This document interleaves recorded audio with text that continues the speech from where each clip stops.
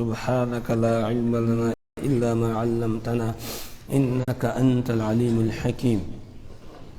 أعوذ بالله من الشيطان الرجيم. بسم الله الرحمن الرحيم. إن يدعون من دونه إلا إناثا وإن يدعون إلا شيطانا مريدا لعنه الله وقال لأتخذن من عبادك نصيبا مفروضا. صدق اللہ العظیم. سورۃ النساء کی آیت نمبر 117 تک ہم کل والے درس میں پہنچے تھے کہ اللہ تعالیٰ اس آیت میں یہ ارشاد فرما رہے ہیں کہ ان یدعون من دونہ الا اناثا، کہ مشرکین وہ نہیں پکارتے ہیں اللہ کو چھوڑ کر مگر زنانہ قسم کی چیزوں کو، یعنی انہوں نے جو معبودان باطلہ بنائے ہوئے ہیں تو اکثر ان میں سے ایسے ہیں کہ جو عورتوں کے نام پر بنائے ہوئے ہیں اور ان کی وہ پوجا پاٹ کرتے ہیں اور ان کے نام کی دہائی دیتے ہیں، ان سے اپنی مرادیں مانگتے ہیں، ان کو اپنی مشکلات کے اندر پکارتے ہیں، اپنی حاجات میں ان کو پکارتے ہیں. تو یہ ساری چیزیں گویا زنانہ قسم کی چیزیں ہیں جنہیں وہ پکار رہے ہیں. جیسے لات، منات، عزا، کل ہم پڑھ کر آئے کہ لات یہ اللہ کی مؤنث اس کو قرار دیتے تھے اور منات یہ منان کی مؤنث اسے قرار دیتے تھے اور عزا عزیز کی مؤنث قرار دیتے تھے. ایک اور تفسیر مفسرین نے اس کی بیان کی ہے، وہ یہ ہے کہ لات یہ انہوں نے ایک بت بنا رکھا تھا اور یہ بت تھا ایک نیک آدمی کے نام پر. وہ نیک آدمی حاجیوں کو ستو گھول کے پلایا کرتا تھا. لت یلتو کے معنی آتے ہیں ستو گھولنا، تو ستو گھول کر وہ حاجیوں کو کھلایا کرتا تھا. جب اس کا انتقال ہو گیا تو پہلے تو اس کی قبر کی پوجا شروع کی گئی، پھر آہستہ آہستہ اس کی ایک مورتی بنا لی گئی اور پھر اسی کی پوجا پاٹ انہوں نے شروع کر دی اور یہ کہنے لگے یہ ہماری ساری مرادیں پوری کرتا ہے. اسی طریقے سے منات یہ بھی کوئی نیک آدمی تھا، اس کے نام کا بت انہوں نے بنایا ہوا تھا. اور عزا کے متعلق نسائی شریف کی روایت کے اندر ہے کہ یہ مکہ المکرمہ اور مدینہ منورہ کے درمیان میں، نہیں مکہ المکرمہ اور طائف کے درمیان میں وادی نخلہ میں کچھ درخت تھے اور کچھ کوٹھے انہوں نے وہاں پر بنا رکھے تھے اور کچھ ملنگ وہاں پر رہتے تھے اور وہ ان درختوں کی گویا پوجا پاٹ کرتے تھے. اور وہاں پر جنات کا ڈیرا بھی تھا. جنات میں سے ایک پری تھی جس کا نام عزا تھا اور وہ وہاں پر رہتی تھی اور یہ ملنگ وہاں پر رہتے تھے. تو ان درختوں میں کچھ اثر مانا جاتا تھا. جیسے آج بھی عام طور سے ہماری قوم کے کچھ لوگ وہ درختوں کی پوجا کرتے ہیں، درختوں کو پوجتے ہیں اور درختوں کو متبرک مانتے ہیں، وہاں جھنڈیاں لگاتے ہیں، وہاں چراغ جلاتے ہیں، دیے جلاتے ہیں اور کہتے ہیں کہ یہاں پر کوئی ہے، کوئی پیر ہے یا کوئی اور چیز ہے یہاں پر. اور بسا اوقات ایسا بھی ہوتا ہے کہ جہاں اس طرح کے درخت ہوتے ہیں، اس طرح کی جگہیں بنی ہوئی ہوتی ہیں تو وہاں پر کوئی جانور چلا گیا وہ نیچے گر جاتا ہے یا کبھی کچھ اور ہو جاتا ہے تو کہتے ہیں بس یہ تو فلانے جو ہے وہ کالے پیر کی یا فلاں پیر کی جگہ ہے اور اس لیے اس کی بے حرمتی ہو گئی، اس وجہ سے اس جانور کو ایسا ہو گیا. اصل بات یہ ہوتی ہے کہ جب لوگ اس طریقے کی جگہ بناتے ہیں وہاں پر پھر شیاطین ڈیرا ڈال دیتے ہیں، جنات وہاں ڈیرا ڈال دیتے ہیں اور پھر وہ اس طرح کے کام بیچ میں کرتے رہتے ہیں جس سے لوگوں کے عقائد اور نظریات بگڑتے ہیں، خراب ہوتے ہیں. ہمارے خود یہاں ایک درخت تھا، اس کے قریب کوئی جانور چلا جاتا تھا، وہاں چراغ جلاتے تھے جمعرات کو اور جب کوئی جانور وہاں چلا جاتا تھا وہ گر جاتا تھا، کہتے تھے آج کالا بابا ناراض ہو گیا ہے، اس نے ایسا کر دیا ہے. لیکن وہاں پر یہ کوئی جنات ڈیرا ڈال دیتے ہیں، شیاطین ہوتے ہیں، وہ اس طرح کا کام کرتے ہیں. جیسے کہ یہ عزا کے متعلق نسائی شریف کی روایت میں ہے کہ جب مکہ فتح ہو گیا تو رسول پاک صلی اللہ علیہ وسلم نے حضرت خالد ابن ولید رضی اللہ تعالیٰ عنہ کو بھیجا کہ جاؤ اور جا کر عزا کو نمٹا کر آؤ، اس لیے کہ عزا کو عرب کے لوگ بہت بڑا درجہ دیا کرتے تھے. جس وقت غزوہ احد ہوا ہے اور غزوہ احد میں مشرکین کو وقتی طور پر کچھ کامیابی مل گئی تو ابو سفیان جو بعد میں مسلمان ہو گئے اور رضی اللہ تعالیٰ عنہ بن گئے، اس وقت وہ کافروں کی کمان کر رہے تھے، مشرکین کی کمان کر رہے تھے، تو وہ ایک اونچی جگہ پر کھڑا ہو گیا اور کھڑا ہو کر کہنے لگا کہ اعلو حبل، پہلے تو یہ کہا کہ حبل کی جے ہو، اس کے بعد پھر کہا لنا العزا ولا عزا لکم، کہ ہمارے پاس عزا ہے اور تمہارے پاس عزا نہیں ہے، یعنی مسلمانوں کو خطاب کر کے کہا آج ہم جو کامیاب ہوئے ہیں یہ عزا کی وجہ سے کامیاب ہوئے ہیں اور عزا نے ہماری مدد کی ہے اور تمہارے پاس کوئی عزا نہیں ہے۔ اس پر رسول پاک صلی اللہ علیہ وسلم نے حضرت فاروق اعظم رضی اللہ تعالیٰ عنہ کو حکم دیا کہ آپ ان کو جواب دو اللہ مولانا ولا مولا لکم، کہ اللہ ہمارا کارساز ہے اور تمہارا کوئی کارساز نہیں ہے، یہ جواب دو۔ تو عزا کو یہ بہت زیادہ معین اور مددگار مانتے تھے، اس لیے رسول پاک صلی اللہ علیہ وسلم نے حضرت خالد ابن ولید رضی اللہ تعالیٰ عنہ کو بھیجا کہ جاؤ اور جا کر عزا کو نمٹا کراؤ۔ حضرت خالد ابن ولید رضی اللہ تعالیٰ عنہ تشریف لے گئے، وہاں 3 کیکر کے درخت تھے جن کے ساتھ جھنڈیاں وڈیاں لگی تھی، تعویذ واویز لوگوں نے باندھ کے رکھے ہوئے تھے، تو انہوں نے ان درختوں کو کاٹ دیا۔ اسی طرح کچھ کوٹھے وہاں پر بنے ہوئے تھے، ان کوٹھوں کو بھی گرا دیا، کچھ ملنگ ٹائپ کے لوگ وہاں پر تھے، ان کو بھی وہاں سے بھگا دیا اور واپس آ گئے۔ جب واپس آئے تو رسول پاک صلی اللہ علیہ وسلم نے فرمایا، پوچھا کہ وہ عزا کا کام کر کے آگے؟ انہوں نے کہا یا رسول اللہ میں نے وہاں کچھ درخت تھے ان کو کاٹ دیا اور کچھ کوٹھے تھے گرا دیا، کچھ ملنگ تھے ان کو وہاں سے بھگا دیا۔ تو رسول پاک صلی اللہ علیہ وسلم نے فرمایا نہیں، ابھی عزا تو وہی ہے، عزا کو تم نے نمٹایا نہیں ہے، پھر دوبارہ جاؤ۔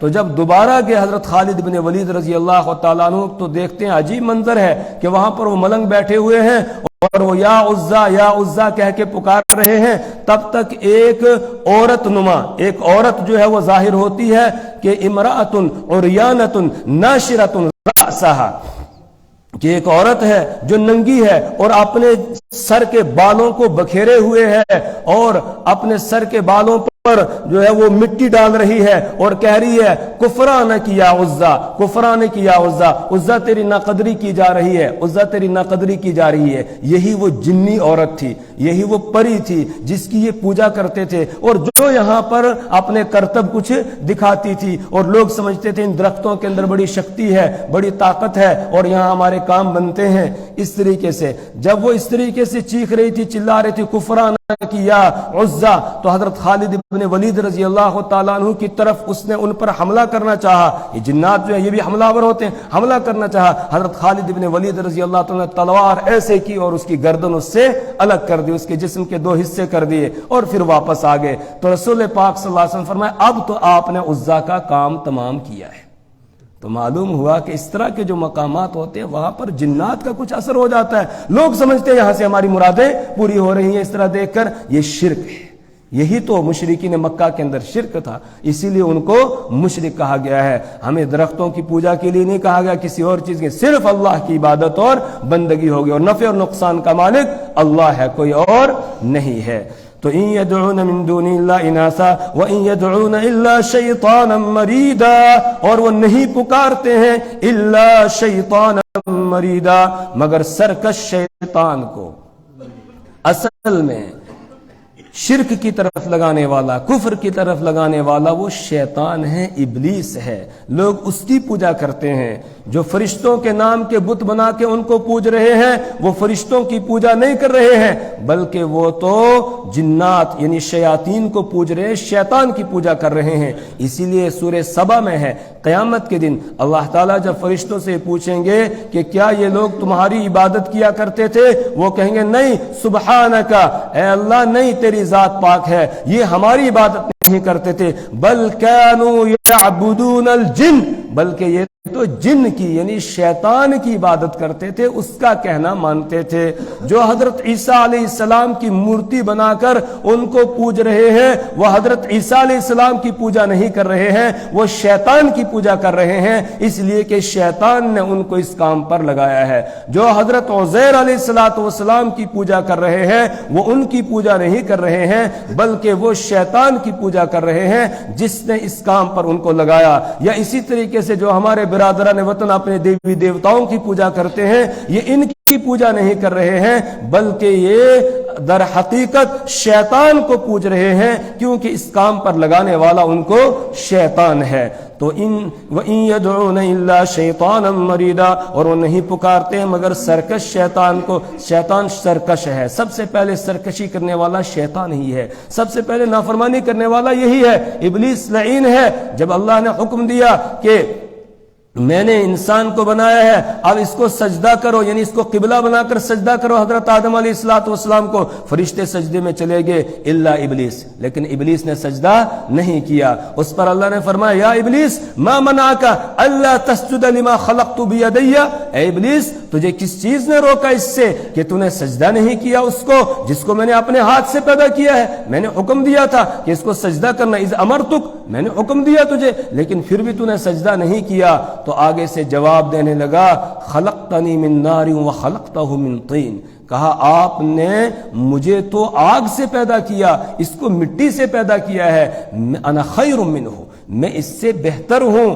کیوں؟ اس لیے کہ خلقتنی من نار، آپ نے مجھے آگ سے پیدا کیا، وخلقتہ من طین، اور اس کو آپ نے مٹی سے پیدا کیا ہے۔ اور آگ کی خاصیت یہ ہے وہ علو کو چاہتی ہے، بلندی کو چاہتی ہے۔ جب آگ جلاؤ اس کا شعلہ، اس کا لاوا اوپر کو جاتا ہے، اور مٹی کا ڈھیلا اوپر بھی پھینکا جائے تو وہ پھر پلٹ کر نیچے آتا ہے۔ تو مٹی پستی کو چاہتی ہے، آگ بلندی کو چاہتی ہے۔ جو بلندی والا ہو وہ پستی والے کو کیسے قبلہ بنائے، کیسے اس کو سجدہ کرے؟ اس لیے میں بہتر ہوں، میں نے سجدہ نہیں کیا۔ یہ ہے اس کی سرکشی، یہ اس کی سرکشی ہے۔ اللہ نے فرمایا فاخرج فإنک رجیم، نکل جا یہاں سے، تو مردود ہے۔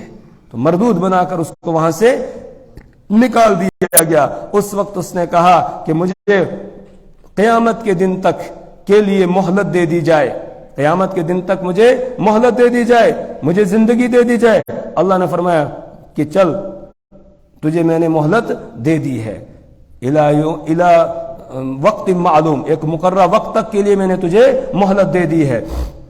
جب اس کو مہلت دے دی خوش ہو گیا۔ اس وقت اس نے کہا اب تو میں لأقعدن لهم صراطك المستقیم، اب میں سیدھے راستے پر بیٹھ جاؤں گا۔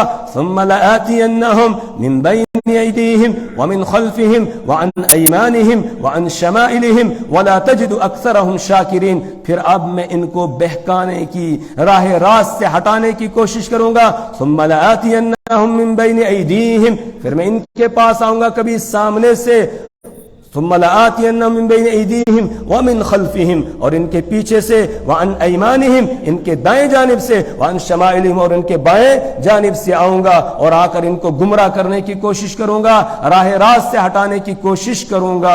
اسی وقت اس نے یہ کہا۔ اللہ فرماتے ہیں کہ یہ صرف اسی سرکش شیطان کو پوج رہے ہیں، لعنہ اللہ، جو ملعون ہے، جس پر اللہ نے لعنت بھیجی، اس کو اپنی بارگاہ سے نکال دیا تھا، وہ راندہ درگاہ ہے، اس کو وہاں سے نکال دیا، دھتکار دیا تھا، پھر بھی انسانوں نے اسی کو اپنا معبود بنا لیا اور اس کی باتیں ماننے لگ گئے، اس کے چیلے بن گئے، اس کی بات اس کے پیچھے لگ گئے اور اس کو اپنا معبود گویا بنا لیا۔ وقال، اس نے اسی وقت کہا تھا جس وقت وہ راندہ درگاہ ہوا، لأتخذن من عبادک نصیبا مفروضا، لأتخذن، کہ میں ضرور بضرور لے لوں گا، من عبادک، آپ کے بندوں میں سے، نصیبا مفروضا، ایک مقرر کیا ہوا حصہ، نصیب کے معنی حصہ اور مفروض کے معنی ہے مقرر کیا ہوا، ایک متعینہ اور مقرر کیا ہوا حصہ میں آپ کے بندوں میں سے لے لوں گا۔ لینے کا مطلب کیا ہے؟ میں ان کو اپنا چیلا بنا لوں گا، اپنا پیروکار بنا لوں گا، وہ میری باتوں میں آ جائیں گے اور میرے پیچھے لگ جائیں گے، اور پھر اپنے ساتھ میں ان کو جہنم میں لے جاؤں گا۔ خود تو ڈوبے صنم، تمہیں بھی لے ڈوبے۔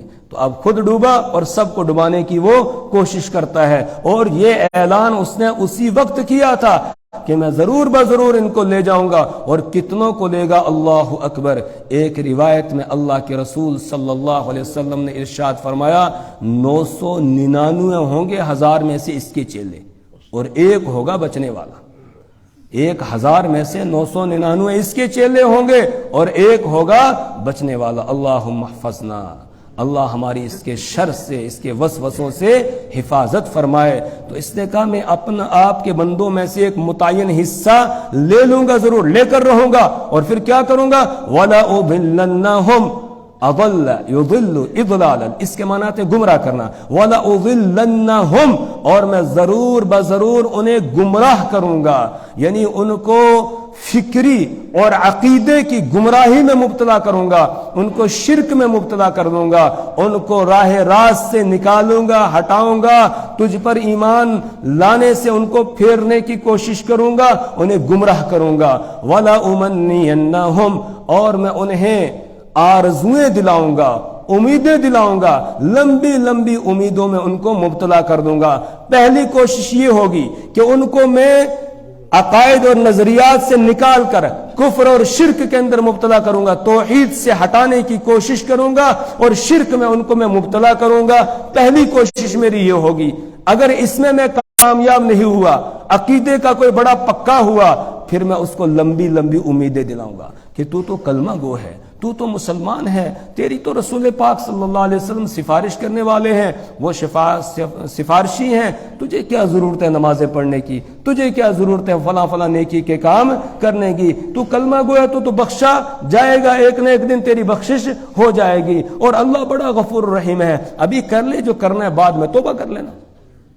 اس طرح کی امیدیں اور آرزویں میں دلاؤں گا، جس طرح یہودیوں کو دلائی، اور یہودی یہ کہتے تھے نحن ابناء اللہ واحباؤ، باوجود اس کے کہ جتنے بھی گندے کام تھے ان تمام گندے کاموں میں وہ مبتلا تھے، اور پھر بھی کہتے تھے نحن ابناء اللہ واحباؤ، ہم اللہ کے بیٹے ہیں اور اللہ کے محبوب ہیں، اللہ کے پیارے ہیں، لہذا ہمیں وہ جہنم میں تھوڑی ڈالے گا۔ لن يدخل الجنت الا من كان هودا، جنت میں تو صرف یہودی جائیں گے اور کوئی نہیں جائے گا، اور عیسائی کہتے تھے کہ جنت میں صرف عیسائی جائیں گے اور کوئی نہیں جائے گا، جیسے آج ہم کہتے ہیں کہ جنت تو بس ہمارے لیے مقرر ہو چکی ہے، متعین ہو چکی ہے، لکھی جا چکی ہے، اب جنت میں تو ہم نے جانے چاہے ہم کچھ بھی کرتے رہیں، ایسا نہیں ہے۔ اللہ کے یہاں تو ہر انسان کو اس کے عمل کا بدلہ دیا جائے گا۔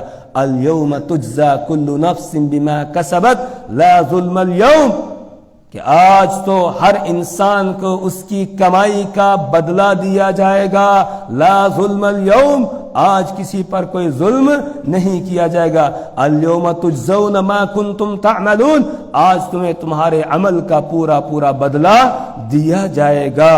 تو انسان کے اعمال ایمان کے ساتھ ساتھ ضروری ہے، تبھی وہ نجات پا سکتا ہے۔ قرآن پاک میں جہاں ایمان کا تذکرہ کیا گیا اس کے ساتھ ساتھ عمل صالح کو بھی بیان کیا گیا ہے، تو یہ امیدیں دلاتا ہے۔ کوئی ضرورت نہیں ہے سو جا، ابھی کیا ہے، بعد میں پڑھ لینا نماز، پھر کیا ہے اگر چھوٹ بھی گئی تو توبہ کر لینا۔ قَوَلَ أُمَنِّيَنَّهُمْ، اور میں ضرور بضرور انہیں امیدیں دلاؤں گا، لمبی لمبی امیدیں دلاؤں گا۔ منا یمنی تمنیتن، اس کے معنی آتے ہیں امید دلانا، تو میں انہیں لمبی لمبی امیدیں دلاؤں گا۔ ولا آمرنہم، اور میں ان کو ضرور بضرور حکم دوں گا۔ امر یأمر کے معنی حکم دینا، تو آمرنہم، میں ان کو ضرور بضرور حکم دوں گا۔ پھر کیا کریں گے وہ؟ فلا یبتکن آذان الانعام، تو وہ ضرور کاٹیں گے، بتکا یبتک تبتیکن، اس کے معنی آتے ہیں کاٹنا، تو فلا یبتکن، تو وہ ضرور کاٹیں گے، آذان الانعام، جانوروں کے کان، جانوروں کے کان کاٹیں گے۔ مشرکین جن جانوروں کو بتوں کے نام پر چھوڑتے تھے ان کے کان کو چیر دیتے تھے، کاٹ دیتے تھے، نشانی کے لیے، تاکہ یہ کھلے پھرتے رہیں، جو دیکھے تو یہ سمجھ جائے یہ تو عزا کے نام کا چھوڑا ہوا ہے، یہ تو لات کے نام کا ہے، اور یہ تو منات کی خوشنودی کے لیے چھوڑا ہوا ہے، یہ حبل نام کا بت جو ہے اس پر چھوڑا ہوا ہے، یہ اوصاف کا مخصوص قسم سے مخصوص طریقے سے ان کے یہاں وہ متعین تھا، کان کاٹ دیتے تھے، جس سے سمجھا جاتا تھا یہ فلانے بت کے نام پر چھوڑا ہوا ہے، بس اس کے ساتھ پھر کوئی چھیڑ چھاڑ نہیں کرتا تھا۔ اس جانور کو مبارک اور متبرک سمجھتے تھے، اگر وہ کسی کے یہاں دکان میں آ جاتا، سبزی وبزی کو منہ مار دیتا تو بڑے پیار سے اس کو ہٹاتے تھے، یا اس کو کھانے ہی دیتے تھے، اس اس کے ساتھ کوئی چھیڑ چھاڑ نہیں کرتے تھے، گویا اس کا اکرام اور احترام کیا جاتا تھا۔ تو اس لیے وہ جانوروں کے کان کاٹ دیا کرتے تھے اسی پہچان۔ جیسے آج بھی ہمارے یہاں ہمارے برادران وطن بہت سارے وہ بیلوں کو گایوں کو چھوڑ دیتے ہیں، وہ بازار میں ویسے ہی گھومتی پھرتی رہتی ہیں، اور کچھ تو ڈنڈے مار کے بھگاتے بھی ہیں، کچھ ان کا بڑا احترام بھی کرتے ہیں، اور کچھ تو بس بابا جی اور بیبے جی کہہ کر ان کو پکارتے ہیں، کوئی ماتا جی اس کو کہتا ہے۔ اس طریقے سے ان کا اکرام اور احترام کیا جاتا ہے۔ تو اسی طریقے سے مشرکین مکہ یہ بھی چھوڑا کرتے تھے بتوں کے نام پر، اور ان سب کو شیطان نے اس کام میں لگایا ہے، شیطان نے اس کام میں لگایا۔ مشرکین کے یہاں یہ رسم تھی، یہ رواج تھا، جب کوئی مادہ جانور وہ بچے دیتی تو 5 بچے اگر وہ دے دیتی، 5ویں بچے کے بعد پھر اس کا کان کاٹ کے اس کو کسی بت کے نام پر چھوڑ دیا جاتا کہ یہ فلانے بت کے حکم سے اس نے یہ 5 بچے دیے ہیں، اب یہ اسی کے نام پر اس کو چھوڑ دیتے ہیں، اور اس کے نام پر اس کو گویا چڑھا دیا کرتے تھے، چھوڑ دیتے تھے۔ تو ابلیس نے پہلے ہی دن یہ کہا تھا میں ان کو یہ حکم دوں گا اور یہ جانوروں کے کان کاٹیں گے، یعنی شرک میں مبتلا ہوں گے اور جانوروں کو بتوں کے نام پر چھوڑیں گے۔ فَلَا يُبَتِّكُنَّ آذَانَ الْأَنْعَامِ، اور میں ضرور بضرور ان کو حکم دوں گا تو یہ جانوروں کے کانوں کو کاٹیں گے۔ وَلَآمُرَنَّهُمْ، اور میں ان کو ضرور بضرور حکم دوں گا۔ فَلَا يُغَيِّرُنَّ خَلْقَ اللَّهِ، تو یہ ضرور اللہ کی تخلیق کو بدلیں گے۔ فَلَا يُغَيِّرُنَّ خَلْقَ اللَّهِ، یہ اللہ کی تخلیق کو بدلیں گے۔ اللہ کی تخلیق کو بدلنے کا کیا مطلب ہے؟ ایک مطلب مفسرین نے یہ بیان کیا ہے، یہ اللہ کے دین کو بدلیں گے، اللہ کے دین کو بدلیں گے۔ توحید کی جگہ یہ شرک کو لے آئیں گے، کیونکہ توحید یہ اللہ کی طرف سے ایک فطرت ہے، جس فطرت پر انسان کو پیدا کیا جاتا ہے۔ اقم وجہک للدین حنیفا فطرت اللہ التی فطر الناس علیہا لا تبدیل لخلق اللہ۔ اللہ نے بیان فرمایا کہ یہ دین فطرت اللہ کی طرف سے یہ فطرت ہے، فطری دین اللہ نے دیا ہے۔ فطر الناس علیہا، اسی دین پر اللہ نے دین فطرت پر لوگوں کو پیدا کیا ہے، اور لا تبدیل لخلق اللہ، اللہ کی اس تخلیق میں کوئی تبدیلی نہیں کی جائے گی، یعنی بندے اس میں کوئی تبدیلی نہ کریں، جو دین اللہ نے دیا ہے اسی پر قائم رہیں۔ اسی طرح حدیث میں اللہ کے رسول صلی اللہ علیہ وسلم نے ارشاد فرمایا کل مولود یولد علی الفطرہ، ہر پیدا ہونے والا بچہ وہ فطرت اسلام پر پیدا ہوتا ہے، چاہے وہ کسی یہودی کے گھر میں پیدا ہو، عیسائی کے گھر میں پیدا ہو، ہندو کے گھر میں پیدا ہو، سکھ کے گھر میں پیدا ہو، مجوسی کے گھر میں پیدا ہو، پارسی کے گھر میں پیدا ہو، جس کے گھر میں بھی وہ پیدا ہو رہا ہے وہ فطرت اسلام پر پیدا ہوتا ہے۔ یہی وجہ ہے کہ جتنے بھی دوسرے مذاہب ہیں ان میں بھی چھوٹا بچہ اگر مر جاتا ہے تو بڑوں کو تو جلایا جاتا ہے، لیکن چھوٹے بچے کو دفن کیا جاتا ہے، فطرت کے مطابق اسے جلایا نہیں جاتا ہے۔ اور جمہور علماء اور مفسرین کا کہنا یہ ہے کہ جو کافروں کے نابالغ بچے مر جاتے ہیں تو ان کو بھی اللہ تعالیٰ جنت میں بھیجے گا، یہ بھی جنت کے اندر جائیں گے۔ کیوں؟ اس لیے کہ وہ پیدائشی اعتبار سے مسلمان ہیں۔ جب وہ بڑے ہو جاتے ہیں اس کے بعد فَأَبَوَاهُ يُحَوِّدَانِهِ أَوْ يُنَصِّرَانِهِ أَوْ يُمَجِّسَانِهِ، رسول پاک صلی اللہ علیہ وسلم نے ارشاد فرمایا پھر اس کے ماں باپ اس کو یہودی بنا دیتے ہیں یا عیسائی بنا دیتے ہیں یا مجوسی بنا دیتے ہیں یا ہندو بنا دیتے ہیں یا سکھ بنا دیتے ہیں، یا جس مذہب پر ماں باپ ہوتے ہیں اسی پر اس بچے کو بنا دیتے ہیں، لے جاتے ہیں اس کو اس طرف لے جاتے ہیں، ورنہ وہ جو پیدا ہوتا ہے وہ فطرت اسلام پر پیدا ہوتا ہے۔ تو اللہ کی تخلیق میں تبدیلی یہ ہے کہ اللہ کے دین کو چھوڑ کر کوئی اور دین اختیار کیا جائے، یہ بھی فطرت سے بغاوت ہے، یہ بھی تخلیق سے بغاوت ہے، اور اس میں تبدیلی ہے، بدلنا ہے۔ اسی طریقے سے اللہ نے جو دین ہمیں دیا ہے یہ کامل اور مکمل دین ہے، جس میں ذرہ برابر بھی کوئی کمی نہیں ہے، پورا مکمل کر کے اللہ نے ہمیں دیا. الیوم اکملت لکم دینکم واتممت علیکم نعمتی ورضیت لکم الاسلام دینا. اب اس دین کے اندر کوئی بدعات پیدا کرتا ہے، نئی باتیں دین میں داخل کرتا ہے، تو یہ بدعتیں پیدا کرنے والا یہ بھی دین کو اور فطرت کو اور اللہ کی تخلیق کو گویا بدلنے والا ہے، اور یہ سارے کام شیطان کے حکم دینے سے وہ کر رہا ہے. اس نے پہلے ہی دن یہ کہا تھا. اسی طرح تغییر لخلق اللہ، اللہ کی تخلیق میں تبدیلی سے مراد ایک اس کا یہ مطلب بھی ہے اور اس کی یہ مراد ہے کہ جنس کے اندر تبدیلی کی جائے، جنس میں تبدیلی کی جائے. یعنی مرد ہے تو وہ عورت بننے کی کوشش کرے، عورت ہے تو وہ مرد بننے کی کوشش کرے. اور آج شیطان کے کہنے پر بہت سارے لوگ تو مکمل طور پر جنس کو تبدیل کرا رہے ہیں. یعنی مرد ہے وہ مرد ہونے پر راضی نہیں ہے، وہ عورت بننا چاہتا ہے، وہ سرجری کے ذریعہ سے اپنے سارے سسٹم کو چینج کر کے اور عورت والا بنانا چاہتا ہے. اسی طریقے سے کوئی عورت ہے وہ مرد بننا چاہتی ہے تو سرجری کے ذریعہ سے مرد کے جو آلات ہیں ان کو لگوا کر اور پھر مرد بننا چاہتی ہے. تو جنس کے اندر تبدیلی یہ بھی اللہ کی تخلیق میں گویا تبدیلی ہے، اور یہ شیطان کے حکم سے یہ کام ہو رہا ہے. اسی طریقے سے شکل و صورت کے ذریعہ سے اپنے آپ کو دوسری جنس میں ظاہر کرنا، یعنی مرد ہے وہ عورتوں کی شکل و صورت اور ان کا لباس اختیار کرے، یہ بھی اللہ کی تخلیق میں تبدیلی ہے. یا عورتیں ہیں وہ مردوں کا لباس اور ان کی شکل و صورت اختیار کرے، تو یہ بھی اللہ کی تخلیق میں تبدیلی ہے. اور یہ کام کروانے والا بھی کون ہے؟ مسٹر شیطان ہے، ابلیس ہے، جو اس کام پر بندوں کو لگا رہا ہے. یہاں تک کہ مفسرین نے یہاں یہ بھی لکھا ہے اسی آیت کی تفسیر میں کہ جو مرد حضرات داڑھی کٹاتے ہیں یہ بھی اللہ کی تخلیق میں تبدیلی کر رہے ہیں، اس کی اجازت نہیں ہے.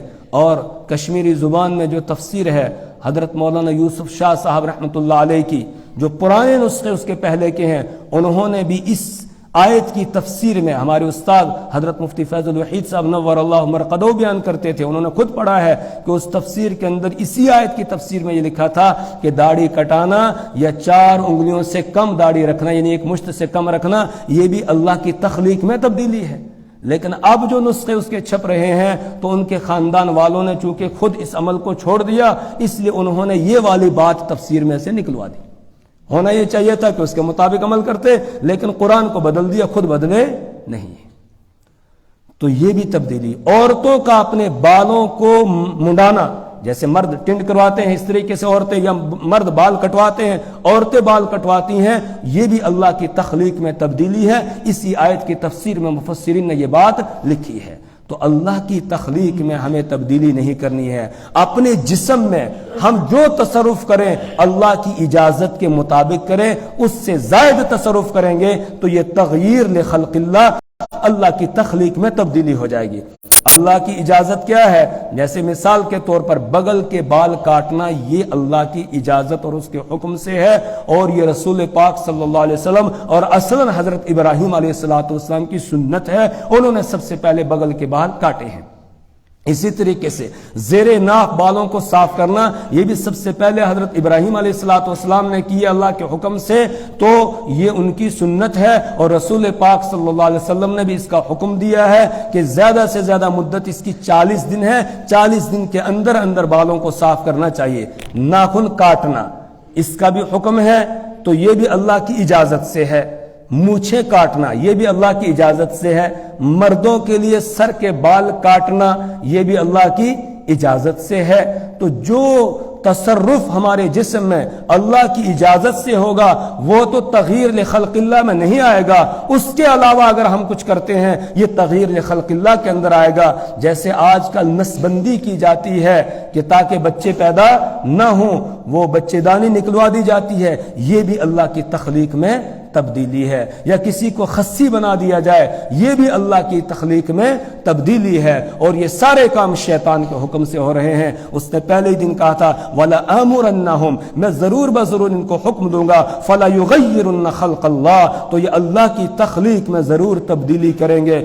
آگے اللہ تعالیٰ بیان فرماتے ہیں وَمَن يَتَّخِذِ الشَّيْطَانَ وَلِيًّا مِّن دُونِ اللَّهِ، اور جو شخص شیطان کو اپنا دوست بنائے گا، ولی بنائے گا، دوست بنائے گا، من دون اللہ، اللہ کو چھوڑ کر، یعنی اس کے کہنے پر چلے گا، اس کا پیروکار بن جائے گا، فقد خسر خسرانا مبینا، تو وہ کھلے ہوئے یا واضح گھاٹے میں پڑ گیا۔ فقد خسرا، تو وہ گھاٹے میں پڑ گیا، خسرانا مبینا، کھلے ہوئے گھاٹے میں، وہ خسارے میں پڑ گیا، کھلے خسارے میں پڑ گیا، یعنی بالکل ظاہری خسارے کے اندر وہ مبتلا ہو گیا ہے، جس نے شیطان کو اپنا دوست بنا لیا، شیطان کے ساتھ دوستی لگا لی، اس کا چیلا بن گیا، اس کا کہنا مان رہا ہے، یعنی اللہ کے حکموں سے ہٹ کر، رسول پاک صلی اللہ علیہ وسلم کے طریقوں سے ہٹ کے زندگی بسر کر رہا ہے، وہ گویا شیطان کا چیلا ہے، اور شیطان کے ساتھ اس کی دوستی ہے، اور جس کی دوستی شیطان کے ساتھ لگ گئی وہ گھاٹے میں پڑ گیا۔ اللہ سے دعا کرے اللہ تعالیٰ ابلیس کی